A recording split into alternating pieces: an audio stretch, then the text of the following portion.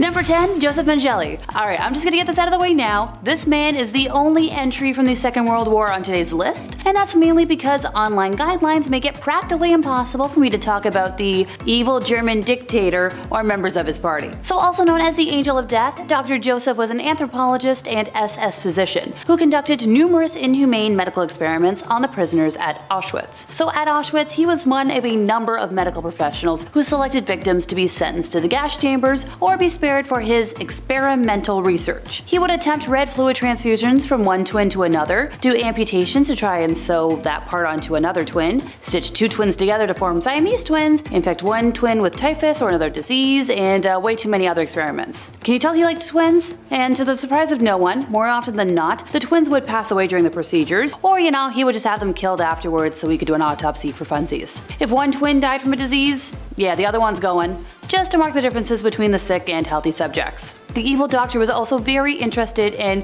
heterochromia, where people have irises of different colors, and he would collect eyes and body parts of his victims and send it off for research. He would inject chemicals in victims' eyes to attempt to change their eye color. Now remember, this was before the age of colored contacts. He also experimented on pregnant women before sending them off to the gas chambers and caused incestuous pregnancies, always under the guise of research. Now he tried sex change operations, he tried removing organs, and operating on victims without anesthesia. Oh, and if that wasn't disgusting enough, he tried to prove that Jewish and Romani people were genetically inferior through his morbid experimentation. Throughout his time at Auschwitz, Joseph sent his colleagues in Germany red fluid, body parts, organs, skeletons, and even fetuses that have been taken from prisoners.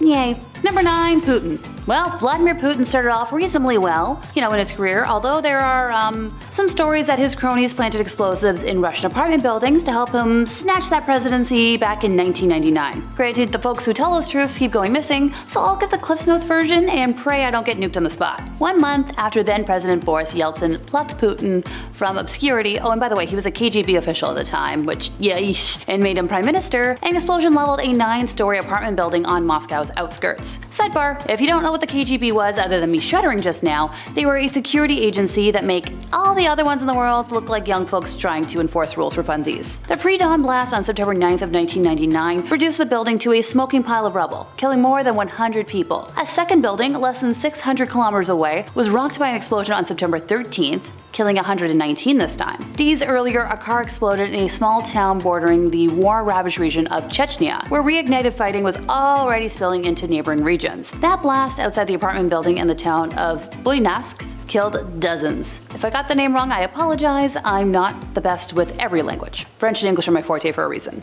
It was followed 7 days later by a truck explosive that destroyed a 9-story building in another southern city, killing 17. On September 23rd, Putin asserted to the, everybody, that bad guys in Chechnya were to blame and ordered a massive air campaign within the North Caucasus region. When asked a day later about the campaign targeting what he called terrorists, Putin responded with the phrase that will forever be his catchphrase: "We will pursue them everywhere. We'll catch them in the toilet. We'll wipe them out in the outhouse." The statement became a Putin catchphrase and set the tone for the 20 years of rule that followed. The longer he's in power, the more evil he's become, leveling Grozny, attacking Georgia, grabbing the Crimea, carpet kabooming in Syria, imprisoning, poisoning, and assassinating opponents, and, muzzling the free press. When one would think, oh, it can't get worse, yeah, he had another surprise. The unprovoked attack of Ukraine, which, an independent and peaceful nation, back in February of 2022. But thanks to the heroism of the Ukrainian people, it's not completely the walkover he expected. So fingers crossed he maybe gets voted out in the next election. Granted, it's a little tricky when people who oppose him have that weird coincidental habit of going missing. Number 8, Korean Kims. It's pretty difficult to distinguish between these two evil leaders, father and son, of the Democratic People's Republic of Korea. It's a country led by a dictator where the people have no say, and a monarchy with the father being succeeded by the son. Over time, there's actually been 3 Kims in that family that suggests that being evil might just be like a generational thing, part of your genetics, kind of like having an oily nose is one of mine. Under Papa Kim Jong II, aka the Dear Leader, which is a bucket of irony I don't have time to unpack, millions of folks died because of food scarcity. Amnesty International condemned him for leaving millions of North Koreans in poverty and detaining hundreds of thousands of people in prison camps, where, yeah, a lot of them died. Now, baby-faced Kim Jong-un was not much of an improvement. movement. Human rights are non-existent, and his true or imagined opponents, or people he just doesn't like, are killed with methods that are going to give me nightmares for the rest of the year. While the general population suffers, the Kims spend whatever money they have on the development of nuclear weapons, because, why not just make things worse? Number 7. Dr. Phil. First, it's very important to understand that Dr. Phil is not a real doctor anymore. While he does have a PhD in psychology and used to have a license, he is no longer a licensed psychologist and cannot legally practice in the state of California, where he lives and films his show. Now, emphasis on used to. Look, while I can't state with certainty why he is no longer licensed, if you go back to 1988, a decade before his first appearance on Oprah, a 19-year-old client of his alleged that he carried on an unprofessional sexual relationship with her, would touch her inappropriately, and intentionally kept her totally dependent on him. The Texas State Board of Examiners of Psychologists, try saying that 5 times fast, investigated the accusations, along with claims that Dr. Phil inappropriately provided this young lady with part-time temporary employment while still carrying on a therapeutic relationship. Their findings never referenced the accusations of sexual misconduct, but they did discover that the doctor sustained an improper dual relationship with the client by acting both as her therapist and her employer. The board issued him a letter of reprimand, assigned a psychologist to monitor his practice, and required him to take an ethics class and a complete psychological evaluation.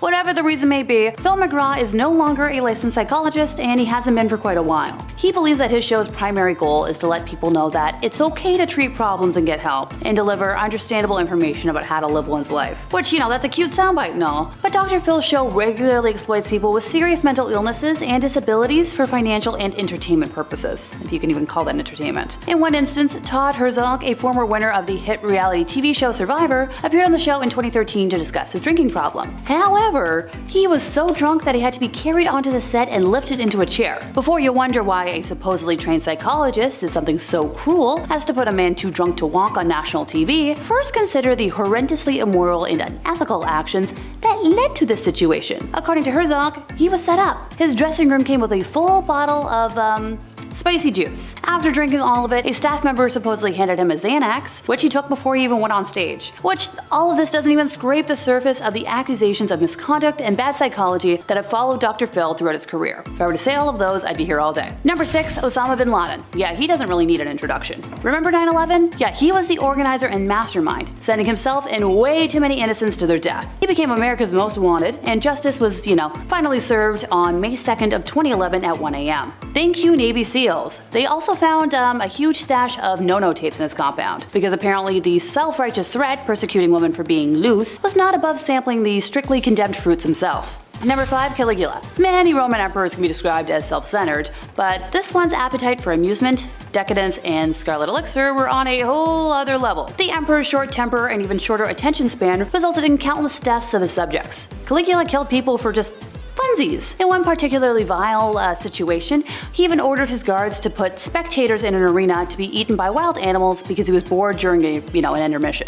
I just lose hours scrolling on TikTok and playing silly games on my phone when I get bored, which, isn't often. The emperor was indulgent and purposely wasted money, which led to starvation amongst his subjects. He openly slept with married women and sold his sisters to other men, which I guess seems kind of mild after having people killed to kill your own boredom, but, simply put, he was scummy. Number 4. Jim Jones. As if I was gonna do a list of the worst men in history and not include a single cult leader. So back in the 1950s, Indiana native Jim Jones founded the People's Temple, a group that he claimed promoted socialism and equality with religious elements of Christianity. Now, fast forward to the 1970s, he moved his group to California and set them up in a commune-like settlement in Redwood Valley. After he established several locations throughout the state, including its main headquarters in San Francisco, the temple forged ties with many left-wing political figures and claimed to have 20,000 members, even though 3,000 to 5,000 is probably more likely. Jones eventually came to believe that nuclear war was imminent and moved his followers again to the South American country of Guyana, which he thought would be outside the potential danger zone. The group lived there for several years as the People's Temple Agricultural Project, but after former members started speaking out against the church, San Francisco Congressman Leo Ryan decided to travel to Jonestown to see what was going on. During his visit, a number of temple members expressed a desire to leave with him and accompanied Leo to the local airstrip at Port Ketuma. There they were intercepted by self-styled temple security guards who opened fire on the group, killing the congressman, 3 journalists, and one of the defectors, as well as injuring 9 others, including Ryan's aide, Jackie Spire. A few seconds of the incident were captured on video by NBC cameraman Bob Brown, one of the journalists that were sadly killed in the attack. That evening in Jonestown, Jones ordered his congregation to drink a concoction of cyanide-laced, grape-flavored Flavor-Aid. Oh, right, this is where the phrase drinking the Kool-Aid comes from, but it actually wasn't Kool-Aid, it was the off-brand stuff. All in all, 918 people died, including 276 minors. When members wept and showed signs of dissent, Jones counseled, "Stop the hysterics. This is not the way for people who are socialists or communists to die. No way for us to die, we must die with some dignity." On a tape, Jones can be heard saying, "Don't be afraid to die," adding that death is just stepping over into another plane and a friend. Jones directed that the youngest folks be killed first, and his wife Marceline apparently protested against this. So then she was forcibly restrained and then joined the other adults in poisoning herself. Some members resisted ending their lives and were injected with fatal doses of cyanide, as were those too young to drink the drink. And some folks thankfully did survive by fleeing through the jungle. Until 9/11, this was the largest loss of American civilian life in history, which sends a chill down my spine to think about. Number 3, Pol Pot. This vile leader of the Khmer Rouge regime was the architect of the Cambodian genocide and devastating policies that led to widespread famine and deaths from preventable diseases. The regime's xenophobic and racist views and policies led to the widespread killings of minorities all throughout Cambodia. The regime also imprisoned and destroyed those who opposed it. Prisoners were subjected to horrific medical experiments, which often resulted in agonizingly drawn-out deaths. Many prisoners, including those too young to consent, were executed in the infamous killing fields and buried in mass graves. To save bullets, they were killed with pickaxes or smashed against trees, which is so much worse. Now, Pol Pot and the regime ended the lives of between 1.5 to 2 million Cambodian citizens, a quarter of the country's population.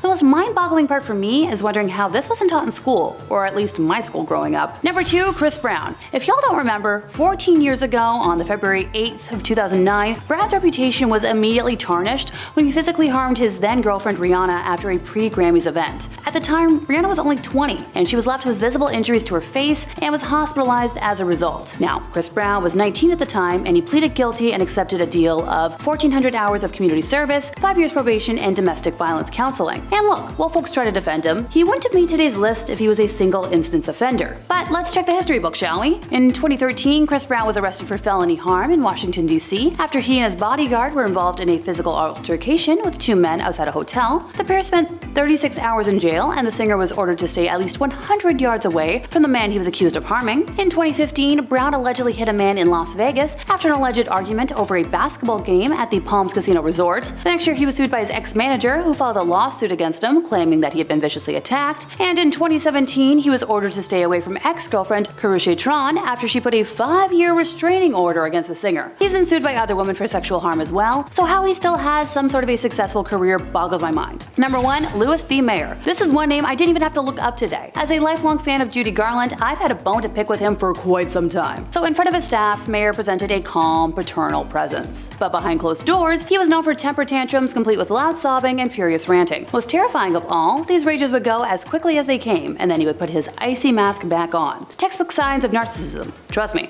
Elizabeth Taylor famously clashed with him constantly and dubbed him a monster for the way he tried to rule every detail of her life. Now, some of the worst allegations against Mayor come from Judy Garland. According to her, Mayor frequently groped her and made her sit on his lap. At other times, he would innocently place his hand on her left breast to show her how to sing from the heart. Oh, and this was when she was just a teen. He was particularly awful to Judy, calling her his little hunchback because of her short stature and curved spine, and encouraged her to take diet pills to slim down and look less girlish. Thanks in part to his actions, Judy was plagued with eating disorders and insecurities all the way until her tragic early end. Number 10, Charlie Chaplain. This might have been the biggest shocker to me today. I had no idea he married and had relations with so many girls under the age of 20 when he was much older than them. So in 1918, for starters, Chaplain hastily tied the knot with 17-year-old actress Mildred Harris, a decision he would soon come to regret, saying they were irreconcilably mismatched. Following the divorce, he married 16-year-old Lita Gray, another actress with whom he had a bitter breakup. From the first day of marriage, he made his perception about her clear and called her a little whore. I hope you get what I'm saying there. On their train back to California from the marriage, Chaplain suggested Lita jump off the train to end her misery. Interestingly, Chaplain didn't like his wife, but according to her, he remained a human machine. When she announced she was pregnant for the second time, his behavior got even more erratic. He would take up to 8 showers a day and monitor the listening devices he had installed in her bedroom, and patrol their house's grounds with a pistol at night. By the end of the same year, Lita headed for divorce, stating how Chaplain had pulled that same piece at her and threatened getting rid of her, what she had. Lita's more elaborated passages surfaced when she claimed how throughout the marriage life, Chaplain forced her to gratify his abnormal, unnatural, perverted, and degenerate sexual desires.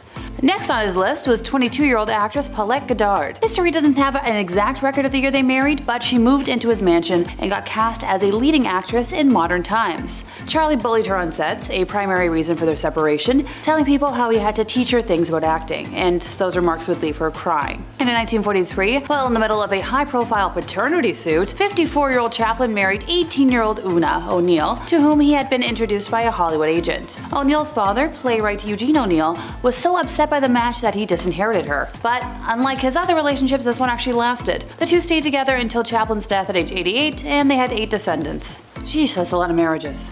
I'm technically cheating a little bit on the history word here, since Tom Cruise is one of the most recent names on this list, but I couldn't leave a high-ranking Scientology member off of the evil list. He has allegedly reached OT8, which is the highest currently achievable level of the cult. Pardon me. As always, I'm getting ahead of myself. Scientology is a set of beliefs and practices invented by Ron Hubbard, who developed a set of ideas that he called Dianetics, which he represented as a form of therapy. An organization that he established in 1950 to promote it went bankrupt, and he lost the rights to his book in 1952. But he then recharacterized his ideas as a religion for tax purposes and renamed them Scientology. By 1954, he had regained the rights to Dianetics and founded the Church of Scientology, which remains the largest organization promoting the cult. In 1967, he established a new elite group, the Sea Organization, or Sea Org for short, the membership of which was drawn from the most committed members of the church. By 1981, the 21-year-old David Miscavige, who had been one of his closest aides in Sea Org, rose to prominence. Now, Hubbard died at his ranch in Creston, California on January 24th of 1986, and Miscavige succeeded him as the head of the church, a position he holds till this day. It was actually at Tom Cruise's wedding day, to now ex-wife Katie Holmes, that people started realizing that Miscavige's wife Shelley was missing, and when a former Scientology member started asking around, she was punished for asking. There are just too many evil things about the cult for me to talk about right now, but you just gotta know that to be that high-ranking in a cult, you gotta be evil. Number 8, Steve Jobs. While I love and appreciate my iPod and the iPhones I've had over the years, Steve Jobs was no saint. In fact, his success can be attributed to his ruthless behavior, which is kind of commonplace with anybody that makes $1 billion. In his biography, there are plenty of examples, from firing people at Pixar without notice, to storming out of a 5-star hotel that he thought wasn't up to his standards, and berating service workers that he didn't consider up to his standards. Now, while that's all icky, you might be asking where the actual evil is, and don't worry, there's plenty. For starters, he not only neglected his daughter, Lisa Brennan Jobs, who he had with an ex-girlfriend, but he was also just straight up rude and weird to her. In her memoir, Small Fry, she painted him like a jerk who once told her that she smelled like a toilet. However, the creepiest revelation was when Lisa revealed that Steve liked making out with his new wife right in front of her. So, in the book, she describes Steve pulling in his wife for a kiss, moving his hand closer to her breasts while moaning theatrically, and when Lisa tried to excuse herself, Steve stopped her and told her to stay since they were having, in his words, a family moment. It's important that you try to be part of this family. Okay. Moving on before I hurl, probably his biggest evil moment though was when he cheated his friend and Apple co-founder Steve Wozniak out of money. While the two worked together at Atari, Steve asked his partner to build a scaled-down version of Breakout, saying they would split the profits. And after 4 sleepless nights, Wozniak finished the game and got a whopping $350 for it. He later learned that Steve had lied to him about how much money he made from the game and had actually pocketed most of the profits for himself. Honestly, that's the stuff movie villains get based on. Number 7, Albert Einstein. After you invent the theory of relativity, I guess you can get away with being a little bit of a jerk, and Albert definitely was. From being incredibly racist against Asians in his travel journals to being a serial adulterer. Travel diaries he wrote during a months-long voyage in the 1920s reveal that in his private moments, the Nobel-winning physicist portrayed people of other races, such as, Chinese and Indians, in a stereotypical, dehumanizing way. His unfiltered musings about the people he saw and interacted with during his journey show that, he harbored some pretty racist about those who didn't look like him. His reflections about the Chinese folks were callous, even insulting. Although he called them industrious, he also described them as filthy and obtuse. He claimed they were a peculiar herd-like nation, often more like automatons than people. He saw them as intellectually inferior, quoting that the Chinese are incapable of being trained to think logically and have no talent for mathematics. He was also not the nicest of folks he allegedly loved, having created a baffling to-do list for his first wife, Mileva Maric. This list included rules such as, you will see to it that my clothes and linen are kept in order, that I am served 3 regular meals a day in my room, and you will expect no affection from me. You must leave my bedroom or study at once without protesting when I ask you to. Hard pass. Number 6, John Hamm. Oh, the handsome Mad Max star has a lot of female fans that love his charm, but the actor, kinda like his famous character, is pretty good at hiding his dark side. In 2015, news broke that the former frat boy was in the middle of a violent hazing ritual in 1991 where he allegedly set a guy on fire. Not only did John beat up a pledge by punching him in the kidney, he also led the poor guy around the frat house with the claw of a hammer beneath his genitals. As for the pledge, the whole experience made him sink into a deep depression, which sadly makes sense. This broke my heart, because until today, I very much enjoyed watching him on screen, but I guess I'll be able to villainize him better in Sucker Punch now. Number 5. Bill Cosby. It emerged in late 2014 that the famed actor, formerly known as America's Dad, sexually harmed dozens of women throughout his career.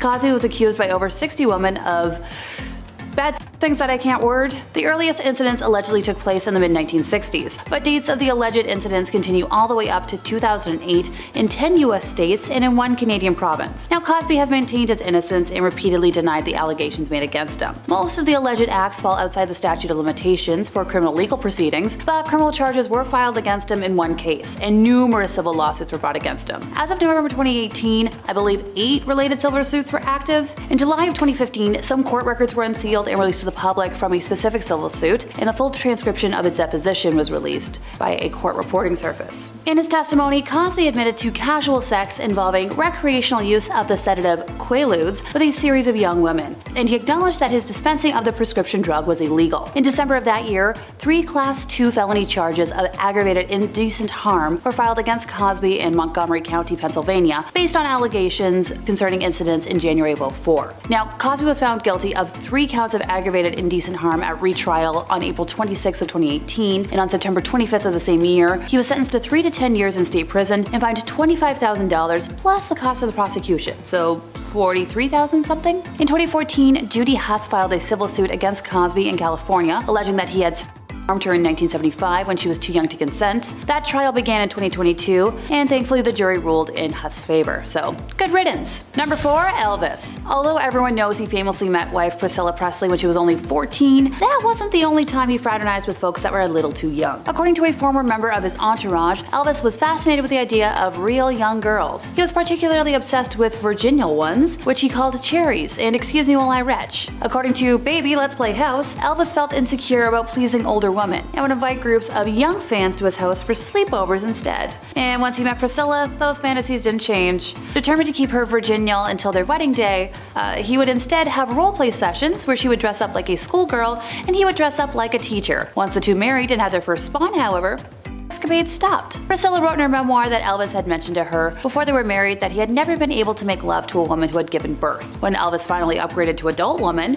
dating 21-year-old beauty queen Ginger Alden after his divorce from Priscilla, he continued to treat them like crap. Ginger wrote in her memoir that Elvis once fired a pistol into her bedroom when she refused to bring him yogurt. Lovely. Number 3. Vlad the Impaler. Also known as Vlad Dracula, he was Prince of Wallachia 3 times between 1448 and his death in around 1476 or 77. The character of Dracula was loosely based on Vlad due to his sadistic personality and cruel acts done to the people of Wallachia, where he reigned as prince 3 times between 1448 to 1462 and killed about, only 20% of the population. Works containing the stories about Vlad's cruelty were published in Low German in the Holy Roman Empire before 1480. They described Vlad as a demented psychopath, a gruesome killer, and a masochist Caligula and Nero. One tale explains that Vlad had a big copper cauldron built and put a lid made of wood with holes in it on top. He put people in the cauldron and put their heads in the holes and fastened them there. He then filled it with water and set a fire under it and let people cry their eyes out until they were boiled to death. And he invited just overall frightening, terrible, unheard of punishments. He ordered that women be impaled together with their suckling young on the same stake, stuck on their mother's breasts until they died. Then he had the woman's breast cut off and put the little ones inside head first, thus he had them impaled together. He impaled victims through the rear end till the stake came out of their mouth. A German pamphlet once read that he had young folks roasted, and then he would feed them to their mothers, and he cut off the breasts of women and forced their husbands to eat them. Nightmare cruelty. Number 2. Hugh Hefner. While it might not seem shocking that the man who claimed woman empowerment came from seeing them in bunny suits through the male gaze, being a bad guy, just how awful he was may raise some eyebrows. He manipulated and drugged dozens of young women into taking part in act while masquerading as a champion of freedom. He would also host weekly pig nights, during which he would bring in a dozen schmex workers he considered ugly to have friends. Holly Madison, a lovely woman who dated Hefner for 8 years, told how Hefner refused to use protection during and how the Playboy bunny lifestyle had her considering taking her own life. Linda Lovelace, the 1970s adult video star who found fame with the film Deep Throat, said she was treated like a piece of meat and forced to perform oral German Shepherd while Hefner and his friends watched. I could go into more detail, but I don't think I want to. Number 1. Gandhi. Yeah, sure, he was an activist who led India to independence, but it also turns out that he was kind of a in the book The South African Gandhi, Stretcher Bearer of Empire, it was revealed that Gandhi was a separatist who wrote to the natal parliament that general belief seems to prevail in the colony that the Indians are a little better, if at all, than savages or the natives of Africa. He later wrote to a health officer in Johannesburg that he was concerned about the mixing of the South Africans with the Indians. If that wasn't awful enough, he frequently used his power to take advantage of young women in their late teens and early 20s. His inappropriate behavior was so bad, it caused his personal secretary, R.P. Parasuram, to blast him in a strongly worded letter. Now, his secretary gave him an ultimatum: either stop manhandling women or I'm not working for you anymore. And Gandhi responded by telling him that you're at liberty to leave. Yucky. Number 10. Medical treatment. Honestly, up until about 1945, medical treatment methods were just awful. Like, you'll find out later in this list, infections were pretty serious. We also know that there was some quackery afoot. Doctors gave treatments that worked and some, well, they just didn't. I however think the worst of the worst was surgery. Any surgery. No anesthetic. Okay, so maybe someone removing a boil might not be that bad, but a very common procedure back in the day was amputation. Whether it was a grievous war injury, sickness, or an accident, when a limb needed to be lopped off, it was going to suck. Bone, muscle, arteries, tendons, just, oh boy, all the juicy stuff that makes me lightheaded. And what makes all the horror fans shriek at night, with delight. Say what you will about healthcare now, but just be thankful it ain't that. Number 9, body carrier. Go to school, get a job, work, and live. It's simple. Here in the Western world, you got options. Maybe you want to be a doctor, a pilot, or maybe even a lawyer. Johnny Depp needs your help right now, so maybe be a lawyer. Call him up. Say, Johnny, I can help you. Well, someone who could have used the help was the body collector. During medieval times, diseases were a big problem. The main culprit, of course, being the Black Plague. Folks were going belly up left, right, and center. The body collector's job was to literally collect the people who perished in their homes and the streets and bring them outside the city. Boy, what a lovely sight, and like I said, the corpses were carried outside of the city. What's more disturbing than that is it was done because there was no space to bury them. Too many. And for them, they didn't think it was an issue of germs and hygiene. They just did it because there wasn't enough room. Ugh. If you want to ruin your lunch, Google search images of Black Plague symptoms. Yucky. No good. Gross. Don't like it. Number 8. Ill-equipped.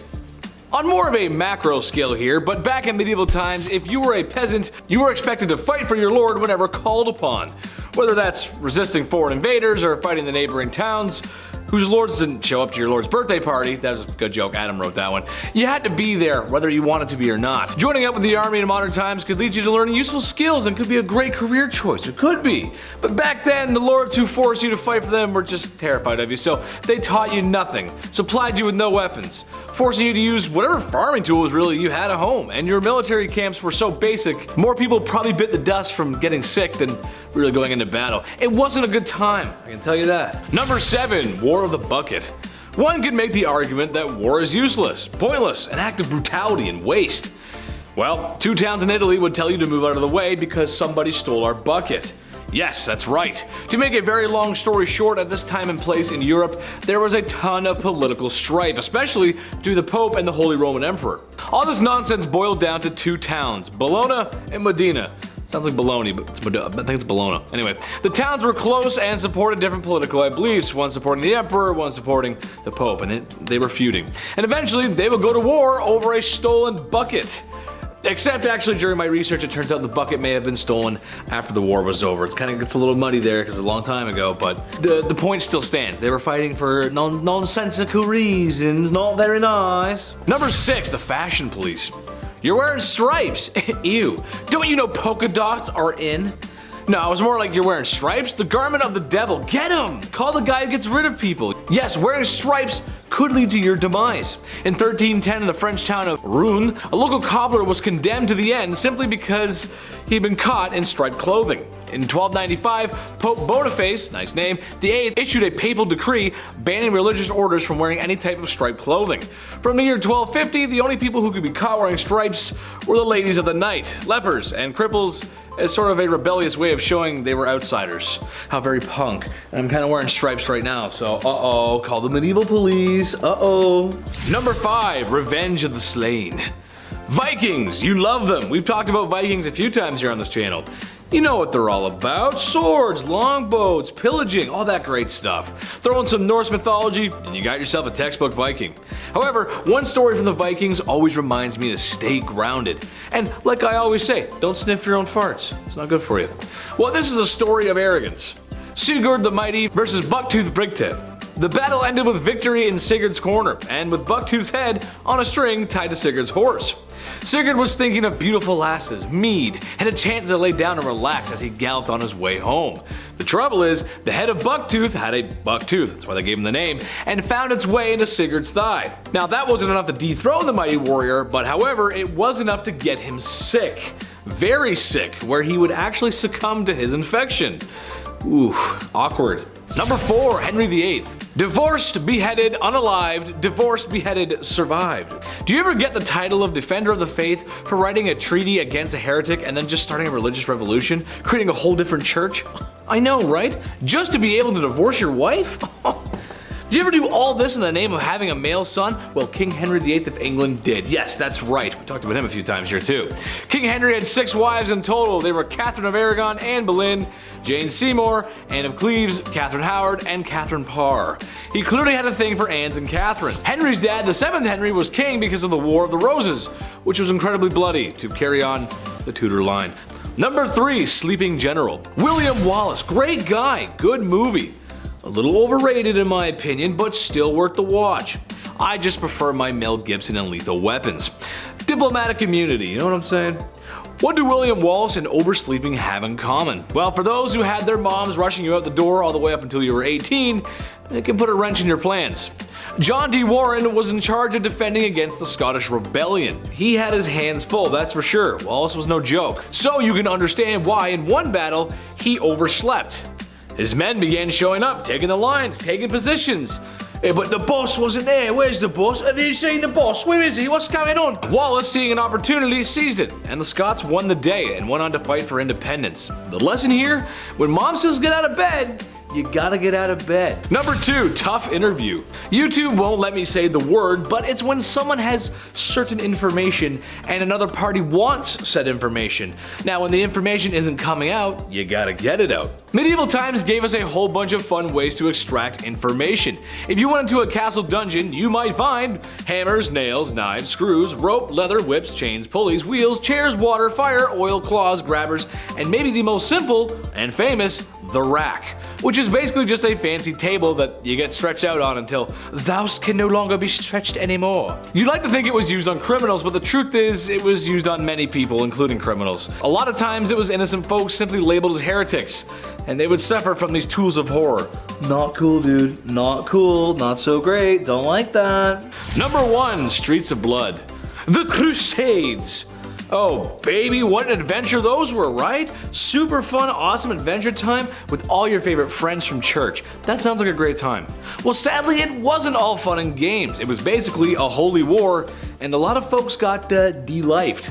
That's not very nice. One particular story talks about how during the Crusades, the streets of Jerusalem were flooded with the life of juice, the juice of life, the red Kool-Aid, the stuff that makes Chetty queasy at night. Blood. That's right, it said it was flooded with it.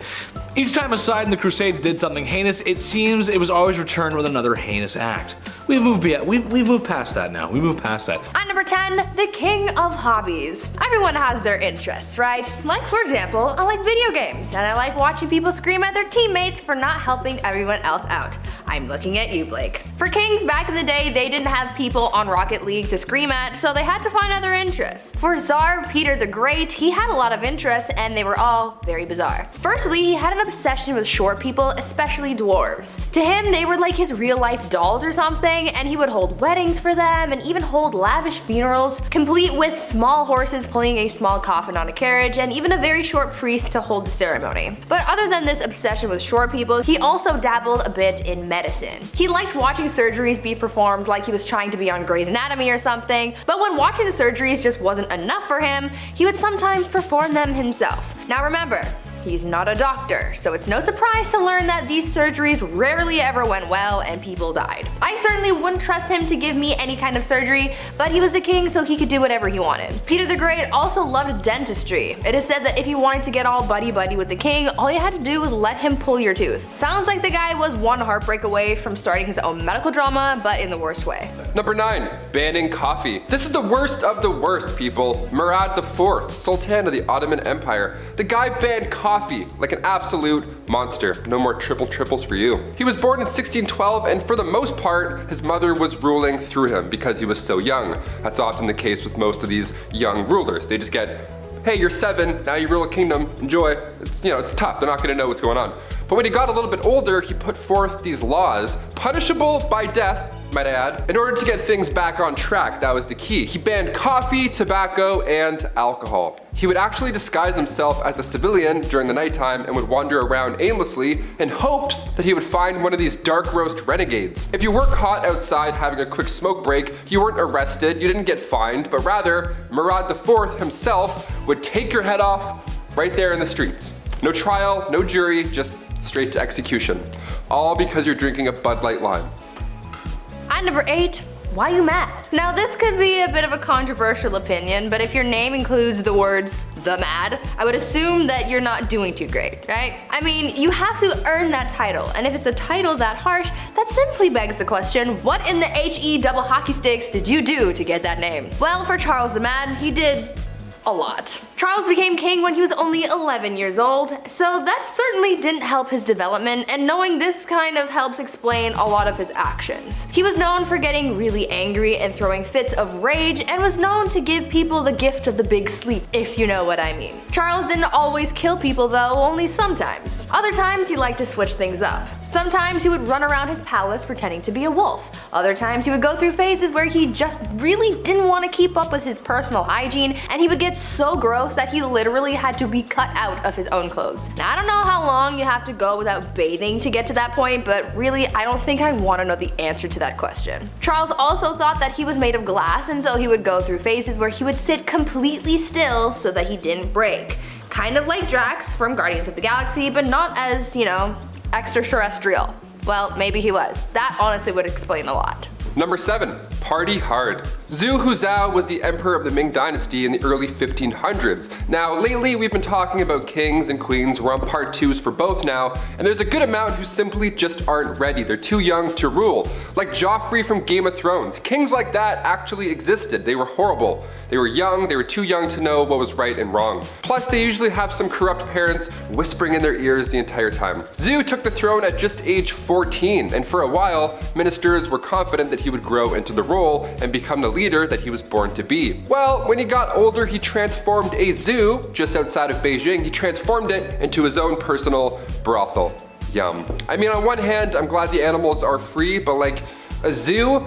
You couldn't find a more romantic place? Can convert an Applebee's to a brothel, maybe? I don't know, something with AC?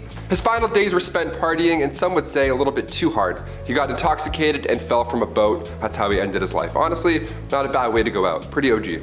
At number 6, love game. A lot of kings and queens throughout history have been known to engage in the horizontal hustle a lot. I mean, when you're a ruler of a kingdom, you don't really have much to do in your spare time, so what else are you gonna do? Play a board game? No. These monarchs were getting busy all the time, but there was one king who was just so obsessed with getting a good old pickle tickle that it just became his whole personality. King Philip V was known to be a nymphomaniac, and he liked doing the deed a lot, but because at the time, the Catholic Church said that having sexy time with anyone but your spouse was a sin, the king and his wife were getting busy all the time. Eventually, his first wife caught on to how to use this to her advantage, and she would often refuse to sleep with him until she got her way with anything she suggested or demanded from him. You would think that he would catch on to this game, but maybe his urges were just so strong because he always caved and gave her what he wanted. Obviously, this man did not follow Hoodville.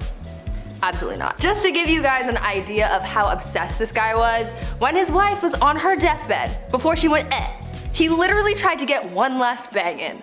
On her deathbed. Like, dude, not the time. Number 5. George V.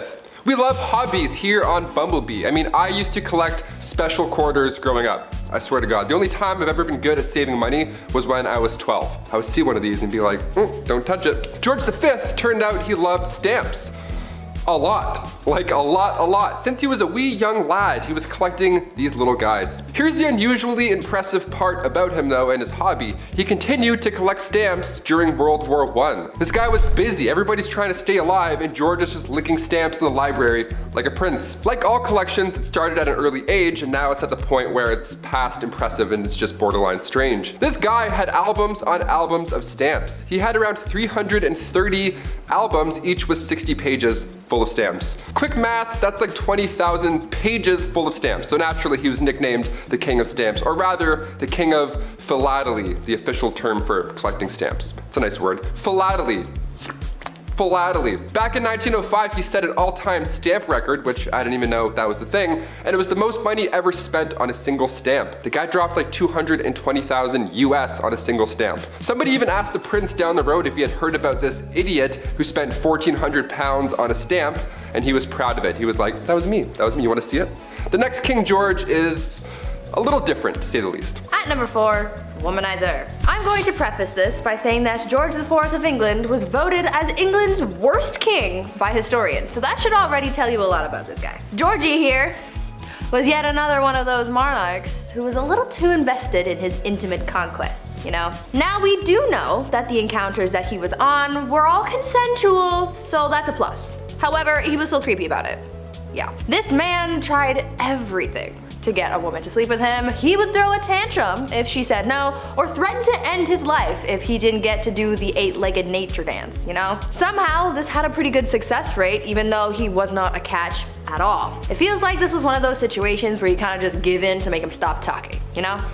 Anyways, this guy was super creepy because on top of the lengths that he would go to just to get some time in the sack, he also kept trophies of his conquests. He would ask each of the people he slept with for a lock of their hair and he kept them all. Back then, it was kind of common for lovers to keep locks of each other's hair, but George's collection was alarming because of just how many locks of hair there were. After the king died, his brothers found 7,000 envelopes, each with a lock of hair that was, quote, enough to stuff a sofa, end quote. Fun fact, if you want to see this insane collection, it is in a museum in Scotland, so check that out if you want, I guess. Number 3, Kleptomania Part 2. On our spoiled queens list, Brie mentioned Queen Mary and how she just couldn't stop stealing, which is hilarious to me, just this old lady stealing your shit.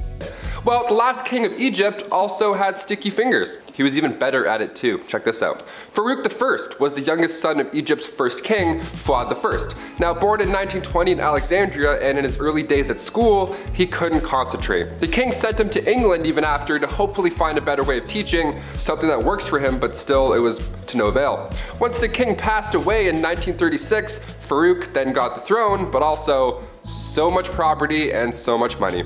He had hundreds of fancy cars, 75,000 acres of land. This guy had it all. Literally, he had anything he could think of, but still he felt like he needed to take more, to steal. At 17 years old, he would slam 12 eggs for breakfast and then wash it down with 30 bottles of beer. Nutritious and delicious. Horrible. On top of the fact that he loved to steal, he was the biggest hoarder. So he had thousands of shirts, randomly. He also had 50 diamond-studded walking sticks for some reason, and like a prince such as myself, he too collected coins. I mean, his collection was much nicer, but still, great minds think alike. Spoiled minds think alike, rather. Oh shit, this is eye-opening. One of the most bizarre facts about Farouk was he pickpocketed Winston Churchill once. He took the guy's watch. After everything I just said, he still decided to steal his watch. What a gem. We love him. Yeah. At number 2, the King of Pettiness. Let's talk about a ruler that the Indian state of Alwar has described as controversial. If his own people are calling him controversial, then you know something's up, and boy, you better strap in because you're in for a wild ride with this one. Maharaja Jai Singh was pretty eccentric in a pretty dark way. He was known to have a temper and act on impulse, and he did some very questionable and downright scary things. He was known to be very competitive and hated to lose. One time, while playing polo, he and his team lost, and so in retaliation, he blamed the horse he was using and made the horse get extra crispy. He fired his horse. I'm sure you know where I'm going with that. If not, use your noodle, I don't know. Unfortunately, the cruelty towards living things didn't stop at animals, and he was also known to kidnap women from the streets and go all Criminal Minds on them. On a slightly lighter note, though, the Maharaja was also known to be very petty. Once he went into a Rolls-Royce dealership, and the person working there thought that he was broke and ignored him. Thinking that this was insanely rude, he bought 7 Rolls-Royces, sent them back to India, and used them to pick up garbage. This guy was really just doing the absolute most. And coming in at our number 1 spot, King Ludwig II. Home renovation shows rock my world. I can watch, love it, or list it for months at a time. It's the dream, building your own home one day, and if you're a king, well, it's pretty easy to get that done. In our Spoiled Queens Part 2, I mentioned a princess that had a house made of ice, literal ice. Well, King Ludwig II had numerous castles built to resemble fairy tales. Literally, like fairy tales. I gotta admit, I kind of love this a lot. Ludwig was only 18 when he became the King of Bavaria in 1864, and then he had castles, like castles, more than one, built after he was inspired from romantic literature and spending some time at the opera. The kid was a dreamer, you gotta love it. He would spend his nights in one castle looking through a telescope at his new castle being built, so he would just watch it all night. That's like the king's way of waiting for your Amazon delivery. Just standing there, just like, oh, it's coming. 17 years and it's done. Just 4 years in, he designed his own castle, and to this day, it's one of the most photographed places in the world. Neuschwanstein Castle. Go check it out. It's literally a paradise. At number 10, Royal Enemas. Apparently, back in the day, enemas were all the rage amongst the elite. It was believed that enemas were good for your health, so everyone was doing it to try and live a little longer than the rest of those commoners and peasants. One person who really just couldn't get enough enemas in his life was King Louis XIV. It is believed that over the course of his life, Louis XIV received thousands of enemas. When I tell you this guy was obsessed, I'm not kidding. One year, Louis received 212 enemas in just the 1 year. And of course, he had to make his enemas a little jazzy and couldn't just use water like any other person. Oh no. My guy was using things like almond milk. His enemas were also sometimes scented with orange or rose, and sometimes even colored just to make it a little more special. To get an idea of just how obsessed the elite were with receiving enemas, just think about the fact that a French duchess once received one during a court ball. The duchess was in the middle of having a conversation with Louis XIV, and during this conversation, one of her maids came over, snuck under her dress, and gave the duchess an enema on the spot. Ew. These people were so weird. At number 9, Pampered Pony. I'm sure I can speak for most people when I say when you have a pet, you love and care for that thing like it is your child, right? Well, one Roman emperor might have taken that concept a little bit too far, because saying that he was obsessed with his horse is an understatement. The Roman emperor known as Caligula had a horse named Incitatus. Caligula was a horse racing enthusiast, so Incitatus was his pride and joy, and not too many people were all that thrilled about it, to be honest. When I tell you this horse was treated better than most people have ever been, I'm not kidding. The horse's stall was made out of marble, his manger was made out of ivory, and he was even fed oats flaked with gold. Caligula was also very adamant about his horse receiving a good and restful sleep before a race, and he was so serious about it that he made guards stand outside of the horse's stable to make sure that the horse remained undisturbed while it slept. This horse even had its own furniture. Like, what is he gonna do with it? He's a horse. Caligula was so fond of his horse that he even made it a priest and promised to make him consul, which was the lead position in the Roman government after the emperor, highly coveted by senators. This was the last straw for people because the emperor was putting his horse above his own people, so he was assassinated. Now, before I carry on telling you guys about the wild and crazy things that kings did back in the day, I would like to first ask you guys to consider leaving a like on this video if you're enjoying it so far, and also maybe think about subscribing as well to see more videos like this one. At number 8, Mumia Medicine. It's safe to say that medicine from the past is very different from modern times. These days we have pharmaceuticals to treat illnesses, but back in the days of old there were very different and quite questionable methods of treating ailments, and one of those methods included cannibalism.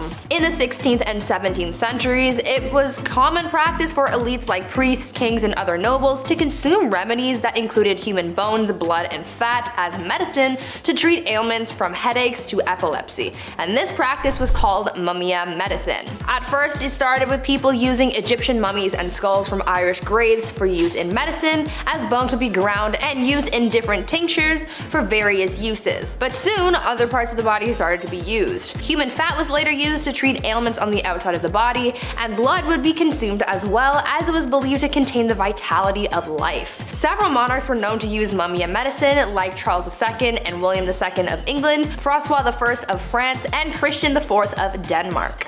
At number 7, kissing sheets. For thousands of years, monarchs worried about the threat of being poisoned by their enemies, and so they thought of an array of precautions to take in order to prevent being taken out by some kind of spicy death sauce or something. Many monarchs hired tasters to try their food before it was given to the king to make sure that it wasn't poisoned, but some monarchs were also afraid of being poisoned through something that they touched. This is why Henry VIII hired someone with a very important job to make sure that his bed wasn't poisoned. The person who was tasked with making the king's bed was also required to kiss every part of his bed in the morning. They would kiss the pillows, sheets, and blankets to prove that someone hadn't smeared poison on it. The king was also concerned with people poisoning clothing too, so his clothes as well as his son's clothes were also tested for poison before getting dressed. At number 6, eternal youth. I know that there are a lot of people out there who want to live forever. I am one of those people. I am afraid of dying, but I also want to see what humanity will look like many years from now until the sun consumes the earth. Unfortunately, that's kind of impossible, at least for now, until we come up with some kind of way to make people live longer. But this idea of prolonging your life has been around for thousands of years, and one Chinese emperor was super obsessed with the idea and really tried his best to live for at least another 10,000 years. Emperor Ying Zhang was obsessed with finding a magic elixir that would make him live longer, and he demanded that his subjects find this immortality elixir for him. Now, even though he brought a lot of prosperity to people during his rule, he never let go of his demand for immortality, and it put a lot of pressure on his underlings to find him something to help him live forever, but obviously that didn't happen. He was so concerned with his lifespan that he even brought magicians into his court. His obsession alienated him from his people, and after all of that effort trying to live longer, he died at the age of 49. At number 5, no bathing. These days, bathing is kind of a necessary thing. Gotta be clean, you have to smell nice, you have to practice proper hygiene. But back in the olden days, this was the complete opposite, and nobles rarely ever bathed, and it was kind of a trend. Over time, physicians began to believe that bathing was dangerous, and obviously the nobility tried to protect their lives and well-being at all costs, and so they just stopped bathing. In a popular 16th century medical book, it was advised, quote, "Use not baths or stews nor sweat too much, for all openeth pores of a man's body maketh the venomous air to open and for to infect the blood," end quote. So yeah, they thought that taking a bath would make you sick. In the late 15th century, Queen Isabella of Spain would go around bragging about the fact that she had only ever bathed twice in her whole life. Weird flex, but okay. King James IV apparently never bathed, and his hygiene was so bad that he passed on lice to other people who went into a room that was frequented by the king. He also never washed his hands before eating and would just rub his fingers with the wet end of a napkin. These people were gross. At number 4, Prankster King. You know that you're a spoiled king when you can pull pranks on people constantly and never have anyone try and stop you or fight back. This was basically the life of King Christian VII of Denmark, who was known for being pretty childish and playing pranks on people his whole life. He was a troublemaker through and through. He was known to play pranks on his grandmother by putting pins in her throne, and he would throw things at her, and he even ran through the streets with his friend and his mistress, destroying shops and patronizing brothels. He even made his own torture rack, had himself tied to it, and flogged. Why? I have an idea, but I don't want to think about that one too hard. One of the other weird things that he was known to do was leapfrog over dignitaries when they would bow to him. This guy was really quite immature. At number 3, saints in bed. I understand the desire to feel protected by whatever gods or saints you might believe in. That's one of the whole points of religion. However, I think some people can take that idea a little bit too far, and by some people, I mean the Spanish royal family. These guys took religion very seriously, and they believed that following religion heavily would allow God to heal them when they were sick. So, when a member of the royal family was ill, doctors would remove body parts or even entire corpses of saints from churches and monasteries and would put them in bed with the person who was ill. Yeah, they slept with the corpses of dead saints to be healed of their sickness. Could you imagine if that was still how medicine was practiced today? At number 2, Rat Court Marshal. There has been a record of many kings throughout history who were complete children through and through. Even though many of them grew into adulthood, they still acted immature, and one of the greatest examples of that was Peter III of Russia. He was not a good ruler or a good husband to his wife, who would later become Catherine the Great. Peter spent every night in bed with her playing toy soldiers because he was obsessed with his little dolls. He was so obsessed, in fact, that when a rat chewed the head off one of his toy soldiers, he was so upset that he held a proper military court-martial for the rat. He proclaimed the rat guilty of treason and had it hung in a tiny gallows that he had built for the occasion. It was weird, but in the end that bizarre event helped Catherine overthrow her husband, so I guess it kind of worked out for someone.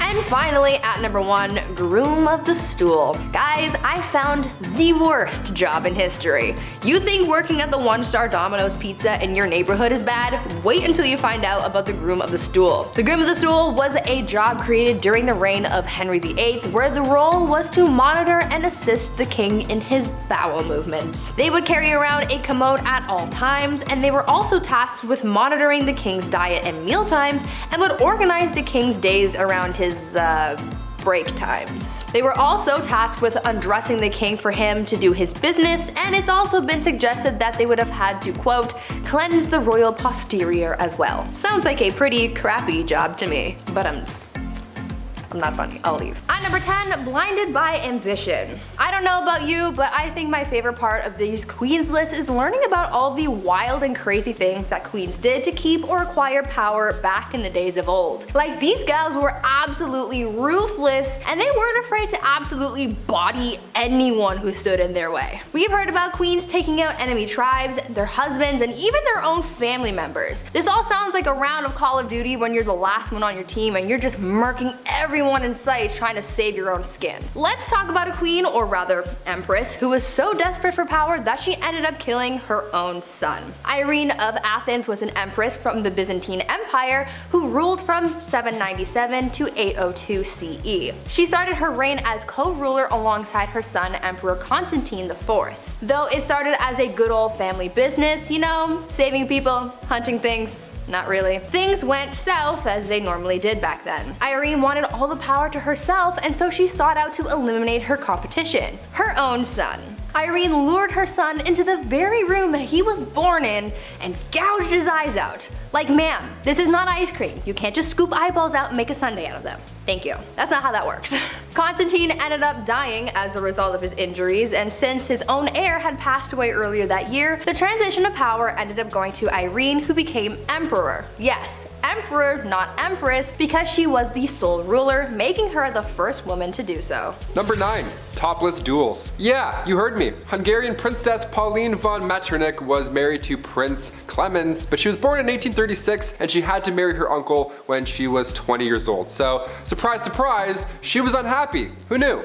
Weird, right? Since the marriage began, her husband was involved in numerous affairs. He liked going after actresses or singers, anyone glamorous or hot or cool. He barely paid any attention to her. That is until, you know, she started to have fun, live a life maybe. Yeah, once she got over this gross prince, she had a great time. She drank, she smoked, she partied, she defied convention, but most notably, her duel in the summer of 1892. She challenged another royal, a countess of the matter, to a duel in nothing but a corset. Now to this day, it's not yet determined who exactly won this duel, this corset poke off, but a princess dueling in the dark after some drinks, that should be a musical, not Frozen. Get out of here. At number 8, no side bays. A bad relationship can really mess you up. Anyone who's been through a bad breakup can tell you that. Not as many people carry that pain with them as much as Catherine de Medici did back in the day. Her didn't even begin to describe how she felt, and she really embodied the pain that she was feeling after having her heart broken. She basically turned into the type of person that was like, if I'm not happy, no one else is gonna be happy either.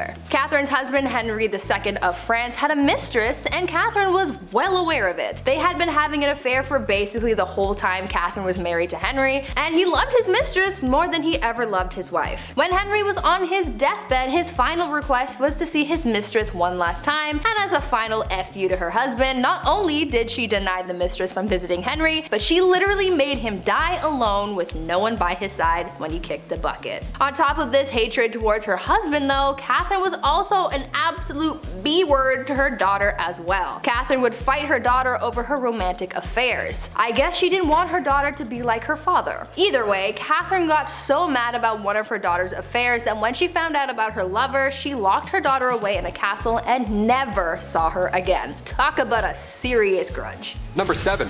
2 for 1. When you're deemed the most beautiful woman in all the realm of England and the most loving, well, odds are you're going to need 2 husbands. All that love to give, it only makes sense. Joan of Kent was named as such, and at the age 12, so gross, she was married for the first time. She fell in love with a knight named Thomas Holland. Yeah, she dated Tom Holland, the knight Spider-Man guy. That's great. He was 26 and she was 12, still gross, but they got married in secret. She knew her parents wouldn't be on board. He was broke, and yeah, he was also 26, so for obvious reasons, it had to be a little hush-hush. Even in royal standard, that's a bit odd. After the wedding, Thomas had to go off to war, and he wasn't gone for too long before, well, she remarried. The son of the Earl of Salisbury slid into her DMs, and Joan thought Tom Holland's Spider Knight was dead. Well, Thomas returned, like he did in Endgame, but there were legal issues now. Ultimately, Joan and Thomas got together and had 4 children, but after Thomas did die, Joan became the first ever Princess of Wales. So if you love someone, just, marry them. Even if the other person's still just over there, just marry them both, see what happens. At number 6, apple of his eye. I feel like this queen I'm about to tell you about needs to have her own movie made about her or something, because the things she did for power were almost unbelievable. I would say that I would want to be her when I grow up, but she's kind of responsible for the deaths of a lot of people,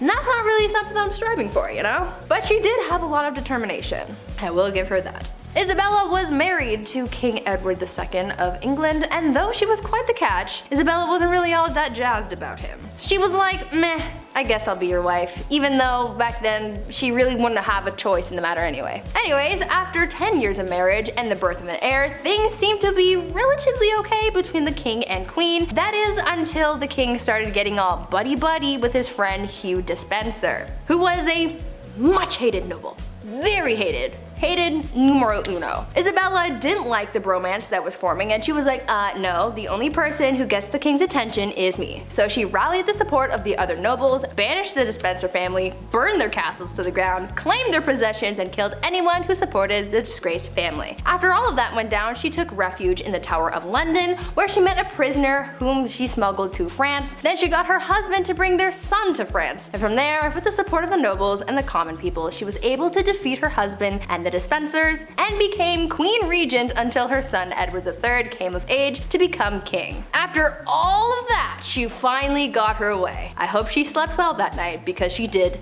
the most. Number 5. Rebel Princess. Princess Leia wasn't the only rebel, okay? Princess Margaret partied with rock stars during the 60s. The Queen's younger sister was known as the Rebel Princess. She was seen for years and years as this, well, bad. She passed away in 2002, but even to this day, we're trying to piece together her love life. Pablo Picasso actually wanted to marry her at one point. How fun is that? Also, side note, I didn't realize how recent Pablo Picasso died. That was alarming to find out. Guess my whole life's a lie. Her wedding was the first to be aired on TV. That's quite a big deal. The first televised royal wedding took place on May 6, 1960. In 1968, just 8 years after, word had spread that the princess had an affair at a nightclub with pianist Robin Douglas Home, who only a year and a half later took his own life. Adds a lot of mystery there. Then come 1973, the paparazzi got photos of her with a landscape gardener on her private island. One of the more unusual facts surrounding Princess Margaret was that she was cremated, believe it or not. She had chosen to break tradition so that her ashes could be shared in the same tomb as her father. How sweet is that? These acts are unusual when it comes to royalty, but Margaret also supported more than 80 charity organizations. But even then, media still focused on her love life. Classic. Keep it up. At number 4, Warrior Queen. Let's talk about Queen Rani Lakshmi Bai and how she became known as India's Joan of Arc. Rani was a fighter her whole life. She was raised to be a warrior and was taught how to fight. She even shared her skills with other women, teaching them the same fighting skills at a young age. She was married off to a much older man and she had a child, but she lost them both pretty early on. In need of an heir, she adopted a son and served as Queen Regent, but soon a growing conflict started, causing a lot of tension between the British East Indian Company and her people. The young queen, at just 22 years old, wanted to drive British forces out of her land, and so she organized a revolt that turned bloody very quickly. She ordered the execution of literally every British person in the region. So Bobby from down the street, dead. Mary from around the block, goner. Freddie and Harriet, the kids of that guy that you know who bought shoes off your brother, bye bye. gone. Rainey killed every man, woman, and child in the area. But it still wasn't enough to win against the British. The Queen died on the battlefield, and the British ended up winning the battle, and the kingdom fell to the enemy forces. This queen was one of the bravest and most determined women in history, and she's still remembered as a hero. Number 3. Chilonis. The reason we look at princesses like Margaret and say she was a rebel is because most of the time these marriages are chosen. Well, rather, women are forced to marry some gross fat dudes. And while he's cheating and eating lobster, the wife has to have his kids and be dutiful. So for the Spartan princess from the 3rd century, she too was forced to marry Cleonymus, this older, horrible man. He was so horrible that he wasn't even allowed to have his father's throne. That's how bad he was. He was in the family and still they're like, no. So Chilonis thought, this guy sucks, the system sucks, I'm gonna go talk to the much more pleasant Architatus, son of King Ares I. Around 272 BC, both these guys, both her lovers, went to war with each other. Drama. How about the tea on that? Chilonis was preparing to hang herself in case her husband won. That's horrible. Now luckily he lost, therefore the princess this time around did really live happily ever after with her other man. That's like an R-rated version of Shrek 2, what I just said. I can't believe people had to go through this in real life. That's horrible. At number 2, toxic cosmetics. The price of beauty is pretty steep. These days people spend hundreds and hundreds of dollars on makeup to make themselves feel beautiful, but back in the day makeup not only cost a pretty penny, but it also cost some serious health concerns. Cosmetics were made of a lot of questionable ingredients that you probably wouldn't find in today's products, but for people like Queen Elizabeth I, she didn't care what she was putting on her skin so long as she not only looked like a snack, but the whole damn meal. Yeah. Elizabeth had pitting in her skin from when she contracted smallpox at the age of 29, and back then, having blemished skin was a sign that God was a little cheesed with you, or that you were having some wild thoughts like thinking about the sexy time ooh. It was thought that these thoughts bubbled up from your no-no square up to your face and showed everyone that you were sinning. Anyways, to cover up the blemishes, Elizabeth wore a lot of makeup, like her version of foundation, but the ingredients were really just making things worse and not better. The foundation was made with a tincture of white lead ore, vinegar, and sometimes arsenic, hydroxide, and carbonate. To add some color back to her face after applying this pasty white mask, she powdered cinnabar to her lips and cheeks, but this was pretty dangerous because it contained mercury. She did this every day, and as you can imagine, it wasn't good for her health at all. Imagine absorbing all of those chemicals through your face on a daily basis. Not cute. And finally, number 1. Are you not entertained? Back in the late 1800s, the name Clara Ward would stir up a conversation. She was famous, really famous, for all the wrong reasons, of course. All it took was her bumping into a European royal and Bob's your uncle. Since birth, Clara was born into money. She didn't even need a royal husband. She was born into a wealthy industrialist family. She would sometimes visit the family mills, you know, to make it look good and kind of be like, hey, how's everyone doing? Whatever, just casual visit. But on this one casual visit, she crossed paths with the Prince of Caraman-Chimay. He was there for trade, but when he left, he brought back a wife. Carry on. Also, meet my wife. Here she is. People were freaking out, obviously. A royal marrying a common American girl. Wow, how could you? She was the talk of the town. Unlike Meghan Markle, Clara loved to show off with her newfound wealth. Some loved her and her image, but others not so much. The marriage only lasted 6 years. Clara eloped with a Hungarian musician. Then after her divorce, she had to model to make a living rather than showing off for clout. Number 10, duels. The Dark Ages, yeah, a lot of fun. Hope you're prepared at all times to defend your home, your family, and your honor. Good luck. You get a really sword as well. Break a leg or two. Medieval duels were a common spectacle among men. It was a means to settle disputes and display bravery and stand like this and talk like this, of course. Dressed to the nines in armor and tights, knights clashed on horseback and on foot, wielding swords, maces, and shields. I wouldn't be able to carry any of those. My arms would be shaking just trying to hold a shield. They're so heavy. They're so impossibly heavy. These intense one-on-one bouts were governed by strict rules, often overseen by heralds or nobles. Yes, our noble Joe Rogan will oversee this bout. Now bump fists. Ping. Duels showcased a knight's honor, with victory bringing respect to the land. Yeah, gotta bring that respect back to your land or else you're not coming back to that land. The outcomes impacted social standing and reputation. While duels had its risks, it was an integral part of medieval culture. So go support your medieval times dudes. Go eat some chicken and watch an $80 show. They're pretty fun. I haven't been yet. Number 9, falconry. This one's pretty bad. So when you think of the Dark Ages and the jobs that were available, we often forget about this one. This one's pretty cool. Falconry was a popular pastime among noblemen during the medieval period and involved the training and hunting with birds of prey such as falcons, but also hawks. But hawkenry doesn't sound as cool, so we gotta say falconry. Rolls off the tongue. Rolls off thy tongue. These noble hunters formed a deep bond with their feathered companions through meticulous training. Now falcons, prized for their speed, agility, and keen eyesight, these were used to pursue and capture smaller game. Falconry served as both a prestigious sport, but also a practical method of acquiring food because, well, Uber didn't exist back then. But you know what we had? A guy with a falcon that we can trust. A scary man with a falcon who'd walk around and grill you all day. Number 8. Tights. I don't know, I said it so angry. I'm like, tights. In medieval times, men wearing tights was a fashion trend that reflected social status and style. I got a pair of tights for running, and I'll be honest, I've never felt more like a knight in my entire life. Pull them up, tight as a knight. Let's do this. Tights were originally worn for practical purposes like keeping warm and having an ease of movement, of course, but tights gradually became a symbol of high fashion among the upper classes. Of course. Can we do that with sweatpants now? Can we? I feel like we're close. They accentuated the physique and showcased a man's wealth and refined taste, you can say. Sure, we'll get onto that in a little bit. Yeah, all of that in one pair of tights. How lucky were we? Tights were often brightly colored, sometimes even covered in fun patterns. They're your tights, you're living in them, get creative, why not? This fashion statement eventually influenced modern day styles. So next time you see a jogger, just think, that's a noble knight right there, running to his next bout with his water belt. Number 7, cod pieces. Since we're talking about tights, let's talk about what we stuffed inside said pants. Said pantaloons. In medieval history, cod pieces were a peculiar fashioned accessory, trend, whatever. They were worn by men. Now these padded or stuffed coverings were designed to protect, but also emphasize the groin area. And it got really stupid. They really got carried away with it. It became a joke almost immediately. Originally serving a practical purpose, cod pieces eventually became exaggerated and decorative, symbolizing masculinity. Again, all while wearing tights, which is so funny. What a sight to see. Some guy wearing like the biggest cup you've ever seen. You're like, this isn't cool. You don't look like a really cool guy right now. Why is yours so bumpy? You should go see the local barber and get that checked out. Their size and prominence varied over time, with some, of course, reaching comical proportions, covering them in diamonds, studs. Like, you know, that doesn't look good, man. Hashtag not hot. Get out of here. Number 6, public bathing. Bathing establishments, such as a bathing house or a communal tub, these provided a place for men to gather and cleanse themselves. It was so disgusting. Now you think guys are gross now in the washroom and whatever goes on in there. Back then, these gatherings were considered a social gathering where men would interact, relax, and discuss various matters. Official means, okay? Watching a guy wash his behind while he's pitching you a beard tax. You're like, okay, sure, perfect place for a meeting. Let's do it. Mind if I cover up first?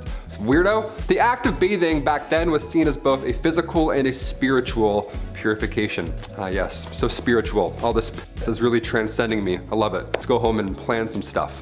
While nudity was not unusual back in these settings, modesty was still valued, just a smidgen. So individuals would often use towels or cloths for some level of privacy during these meetings. Thank God. How vulnerable is that? Like, hey, any ideas? You're like, yeah, man, I'm naked. Why don't we get dressed first? Here's my idea. Number 5, arming squire. Being a knight, obviously it sounds cool. They have the sword, the horse, the flowing hair, whatever. They're saving the damsel in distress. Sometimes they lose a hand like Jaime Lannister. Spoilers, you had 10 years. But that's just what being a knight is, right? It wasn't always a fairy tale epic being a knight. I mean, first of all, this process starts when you're young. When you were 7 years old, you would be given to a noble to learn for 7 more years, and then at age 14, quick maths, at age 14, you would become a squire. A squire is a knight's intern, not an ideal job to have when you're a wee lad, but it's a job in the medieval times nonetheless. Can't complain. Also, you had no choice. Get going. Arming squires, they had a lot of responsibility. Arming squires would repair a knight's armor while they were still wearing it, you know? Which buckle was it? Oh, okay, that one. Ugh, it's pretty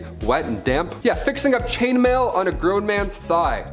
That ought to suck. Welcome to the Dark Ages. Also, after these epic, messy battles, arming squires would have to clean everything off their armor. Everything, yeah. A lot of yuck, and this was long before Dawn soap was ever a thing, so they had to clean with urine.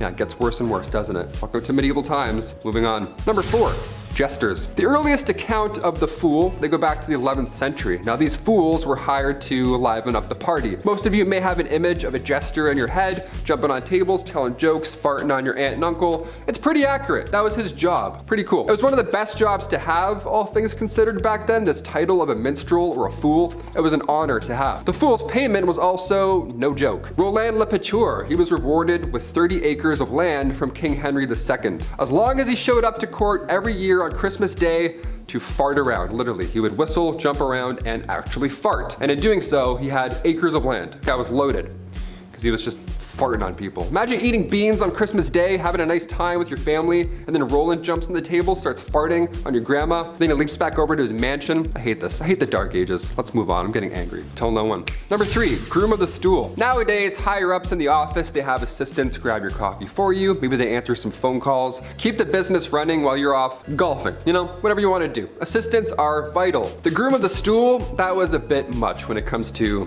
assistants. See what I did there? Assistants. We have some labor laws put in place now that I don't think we're gonna see an online job opening for a groom of the stool anytime soon. But hey, who knows? Fingers crossed. I'd love to see this again. That's pretty funny. Back in the Dark Ages, this role was vital and respected. It was created by King Henry VIII. Now this role was to assist the king, specifically to assist his bowel movements, his activities, his big old king sessions. You had a box that you had to carry at all times. Now that was where all the magic happened in said box, the dark magic that is. And you would literally follow the king around until he needed to use this box, because porta potties weren't a thing back then, and there's no way you're gonna catch a king squatting in the woods, so now we're here. Now this is your job. In fact, you wouldn't even find that king wiping his own behind. That chore was also reserved for the groom of the stool. You're probably thinking, Taylor, which poor soul had to be stuck with this role? A prisoner? Somebody who lost their sense of smell, hopefully, ideally? No, only sons of noblemen could take on this role. And in doing so, they also gained access to every room, tons of clothes, and any bedchamber furnishings in a castle. And of course, high pay. Thank God. Okay, maybe I would do it. That's not bad. Would you wipe an ass for a castle, Chris? Probably, right? Not bad. You wipe your own for, you know, for no castle. So that's fine. We can get you a castle. Number 2, dentist, barber, surgeon combo. Get 3 appointments in one, all in 10 minutes or less. How lucky are you to be alive in the dark ages? Back then, dentists were not a thing. You weren't gently encouraged to floss more. You didn't have a fun chair that went back real slow. But they did have solutions. They had one solution, and that was to pull everything. Cavity, gone. Toothache, see you later. Maybe you accidentally bit a rock, you chipped a molar. Doesn't matter. We're gonna pull it all regardless. They would only pull your teeth out. Barbers were responsible for cutting hair, pulling teeth, and bloodletting. I'm like, perfect, I need all of those today. What are the odds? They would use tools like forceps, pliers, and scraping instruments, all to address dental issues. However, and believe it or not, their practices lacked advanced techniques and understanding of modern dentistry. You don't say. 3 jobs in one. Yeah, I wonder how long that took to graduate. That's a hefty program right there. They're like, oh, it's 18 years. You're gonna love it. Yeah, no pay. It's good. And finally, number 1, the beard tax. Here we go. You may have heard about the cheese tax, but have you heard about the beard tax? This is good. I would have been fine. I really tried earlier this year. Couldn't do it, but I'm bald guy forever. That's cool. I would have saved money in the dark ages. My God, I would have had like savings. Would have been a good, great time. The beard tax emerged in certain regions as a means of gathering revenue and enforcing social norms. Men were required to pay a tax based on the length of their beards, and in some cases even the width or the shape. They're like, we don't like that, give us $5 right now. Lice infestations were a common problem due to the limited access of personal hygiene and sanitary practices. You know, men bathing together, pitching ideas, didn't help. However, the length and density of beards provided a natural barrier against lice. So it was believed that back then the oils present in the beard's hair made it difficult for lice to crawl around and survive. Therefore, men often grew their beards as long as they could to prevent lice infestation. That's why Vikings had such big, long, gray beards. I take that back. I actually would have been screwed back then. I would have been so itchy. I'm itchy now just thinking about it. I'm getting out of here. See you. Those are the top 10 unusual things that men went through in the medieval ages. And you know what? Next time I'm gonna do women. It's gonna be horrible. Witches and just more witch stuff. It was the worst time. Kicking off the list at number 10, the Empress of Austria. The saying wrong place at the wrong time couldn't be used more in this case. Empress Elizabeth of Austria, she was sadly taken out by somebody who just wanted to attack a royal. He didn't have anything against Elizabeth per se. This man was an Italian anarchist named Luigi Lucchini, and that fateful day, September 10th, 1898, he took the Empress's life. In his own admission, Luigi stated that he had nothing against the Empress on a personal level at all. See, what had happened was he intended on taking the life of the Duke of Orleans, but when Luigi arrived a little too late in Geneva, the opportunity to do so had passed. He looked at a local newspaper, saw Elizabeth, and found out where she was staying, and he waited for her to leave that hotel. That's how easy it was. People are so creepy. Keep an eye open. If you're a queen, keep your eyes open. This is scary. Number 9. Royal curse. The remains of Polish queens and kings were discovered back in April 1931 in a crypt in Vilnius. Polish researchers didn't even know what they were in for. I mean, a storm had flooded a cathedral and they threw down sandbags to preserve the area, but on the night of April 25th, they had followed the water into this lost chamber that held the remains of Polish kings and queens. These remains, with the crowns still attached, might I add, were from the 15th century. What a find, right? Well, sadly, the remains were all over this flooded tomb now. It wasn't really in one spot. It was horrible. And now after these discoveries, that's when things got really mysterious. Those involved in the findings began to die off in unusual circumstances, one after another. And it happened pretty quick, too. One professor had died after falling down a shaft in his apartment. He had a heart attack.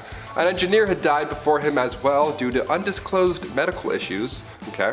Another professor years later who worked in the crypt as well became paralyzed at age 62. A sculptor involved died when untying his shoelace. Just the weirdest way to go out. That's the only details that we know. Just, I don't know, use your imagination, I guess. Maybe he fell and hit his head. That's sad, it's tragic. And another professor died in 1936 shortly after visiting the crypt as well. I sure hope this isn't an ancient curse because these guys were trying to preserve their history and avoid the crypt from flooding. Like, I don't know, we need a Ouija board to clear this whole thing up. We were trying to help you with the sandbags. Number 8, Queen Caroline. In a list of unusual ways that people have died, odds are it's going to get a little gruesome, a little messy. After all, that's why you clicked this video, right? Right? Some ancient queens die natural causes and then history remembers them for their reign. In this case, history remembers Queen Caroline for the way that she died. It was written in an epigram from the 18th century from a poet named Alexander Pope. He wrote down, "Here lies wrapped up in 40,000 towels, the only proof that Caroline had bowels." It rhymes? Like, come on, man, you didn't have to do this. This is horrible. That's like a prank almost. I can't believe somebody was like, yeah, write that down. That's good, that's good.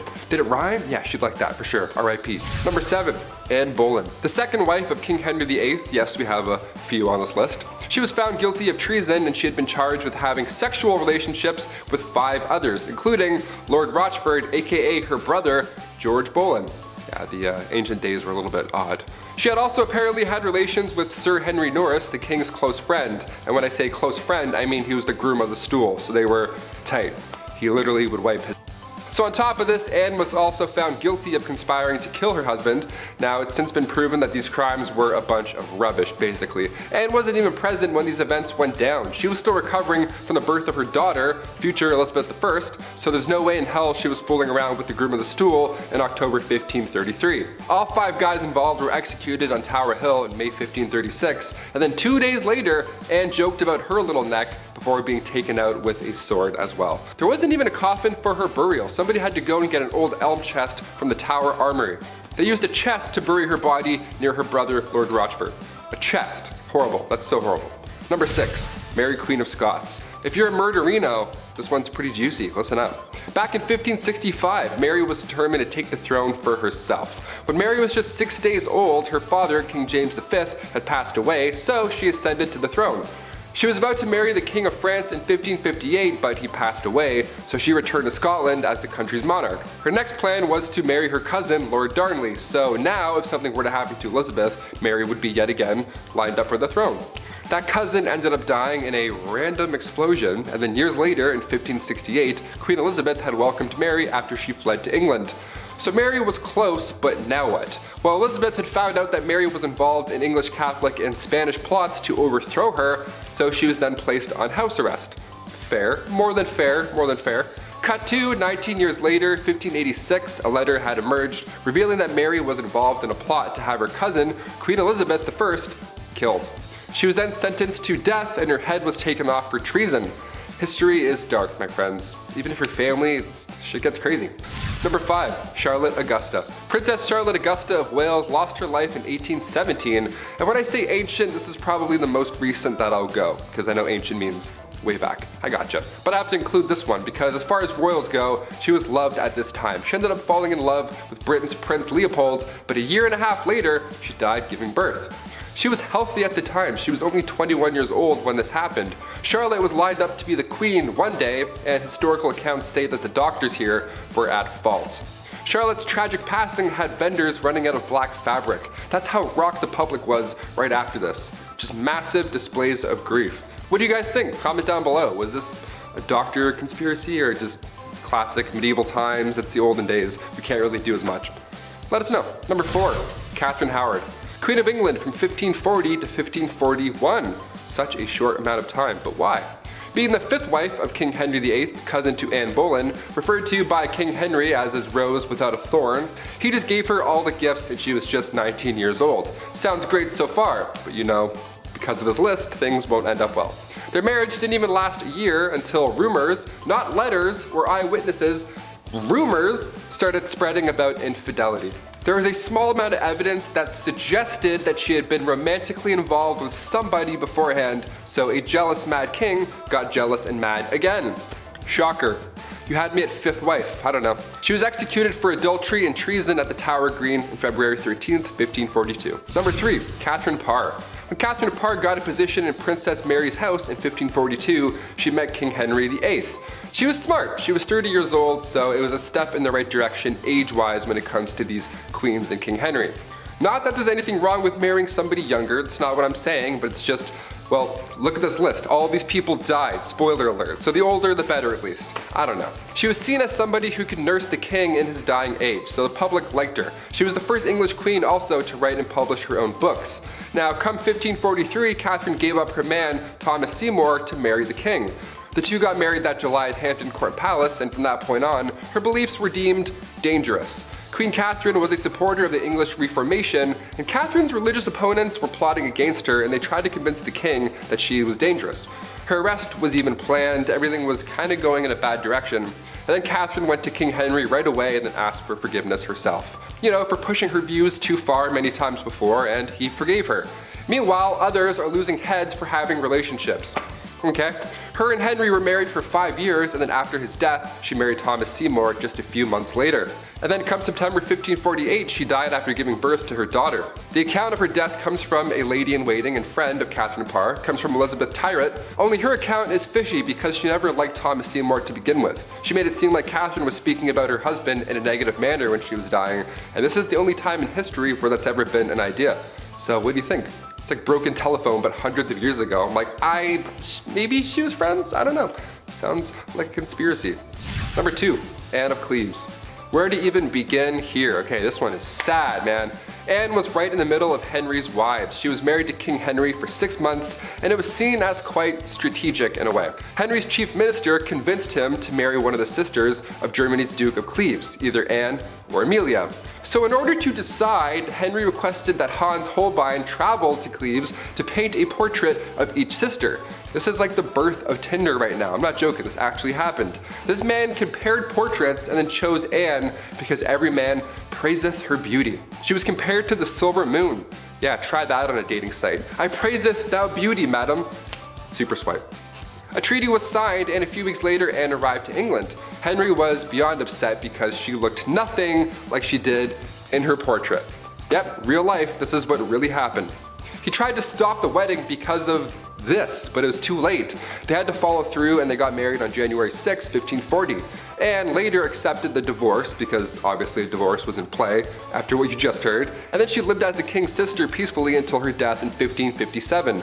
Of all the ways to be remembered in history, King Henry made this horrible for Anne. And finally, number 1, Cleopatra. Last of the Egyptian pharaohs and last on our list. One of the biggest questions to this day is just how Cleopatra died. What happened? It's been rumored for a while that a snake bite was the culprit, but many believe that Cleopatra also allowed a poisonous snake to end her life. They think it was a bite from an asp. But there's also a large amount of historians that also believe that she poisoned herself using a hairpin. Her lover Anthony fell on his own sword, but Cleopatra, she just poked herself. She barely lost blood. Now, as a youngin', we have to note that Cleopatra was brilliant. She was also interested in learning specifically about chemistry. So this theory about her poisoning herself doesn't sound very far-fetched. Until we find her body, we'll really never know. What do you guys think?